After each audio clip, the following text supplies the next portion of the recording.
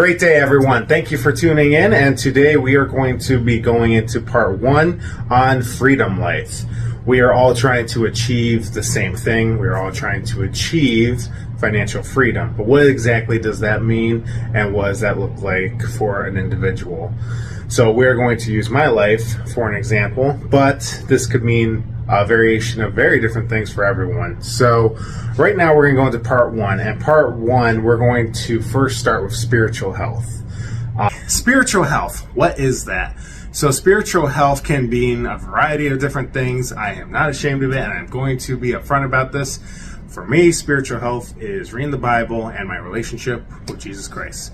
I am not saying you have to believe what I believe. We live in a free country, but there's been a lot of studies of people that have been very successful, thriving in their own business or in industries, and just overall better walk in life. And spiritual health is a big factor. Like, there's a lot of internal focus, and there's a lot of just examining yourself and, not ignoring your spirit. It's like a muscle. You have to work it.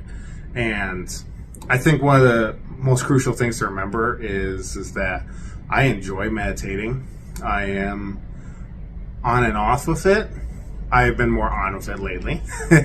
And spiritual health is a very, very important thing, because starting off with what you're grateful for and starting off with your vision, and then that helps line up your daily steps. I want you all to understand that your spiritual health gives you a sense of center focus, and it also gives you those steps to take every day to a happier and healthier life. So the first one is spiritual health. Then we have health and fitness, physical health, that is. And you guys know, I chop firewood, I work firewood, I collect trees, and I work the wood. I love doing it, and one day I'm going to own a sawmill making my own 2x4s. That's going to be a lot of fun. But here's the thing, is I also force myself to work out. I do not always enjoy it, but as my boy Jay Walker says, he says, and pardon my French, the shittiest workouts are my favorite workouts. Those are the workouts where you don't want to go and you don't feel like getting up and going. But when you do that and you get your blood flowing, you finally get to do it. And for me, personally, I have a workout routine that I really love. Like, I enjoy the style, and it's very complementary to my body type. But I do force myself to do workouts like goat yoga.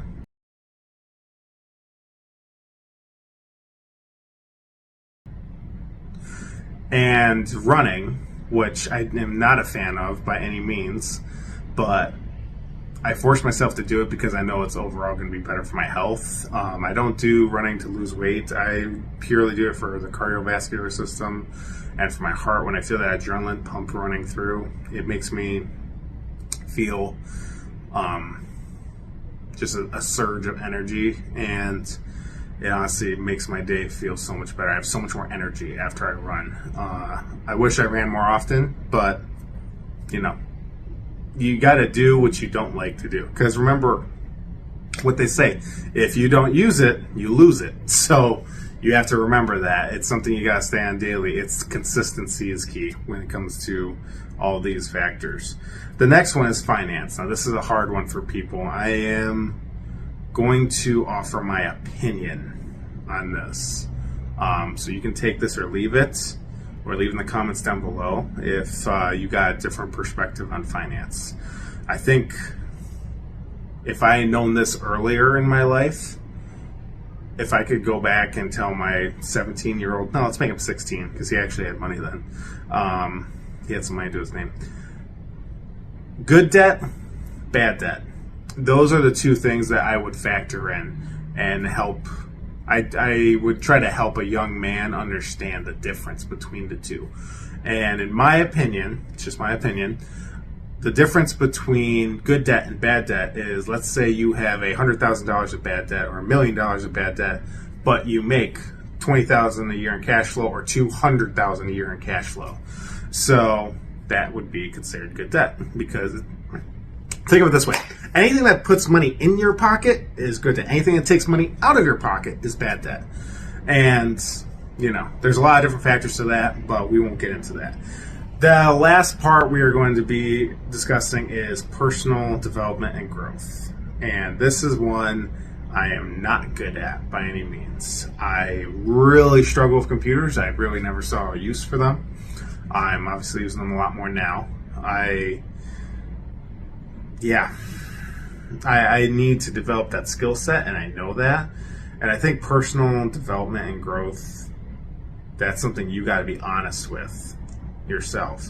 If I want to get to the next level, or if I want to get further along and I want to advance myself, you got to ask yourself, what am I avoiding? Because the last thing you want to do is avoid something that can actually make you grow as a person, as a business person, or just as a family man or woman. So personal growth and development is very, very important, and it's usually the thing you're weakest at. So stop avoiding it. So that is Freedom Life. Those are the first four. You got spiritual health, physical health, finance, and then personal development. Those are going to be the first things that I think you should work on. And I admitted to you, number 4 is my weakest one, but I am working on it and I'm not afraid of it. And I'm going to take it head on. Thank you so much for the support. And if any of this added any value to your day, I just ask you to please comment down below on what you think you need to work on out of these 4 things. And if you want to exchange information and talk, I would love to support you in your journey as well, because we're all growing and learning together. And please like and subscribe. Have a great day. Thank you.